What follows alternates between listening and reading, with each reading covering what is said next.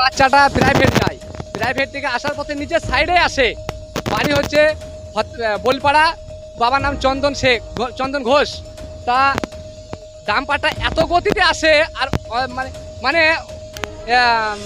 Overload, একদম overload. ওর কোনো বাচ্চাটার কোনো দোষ নাই, ওর নিজের সাইডে বালি ভর্তি গাড়ি, এবার সঙ্গে সঙ্গে ওইখানে স্পটে মৃত্যু।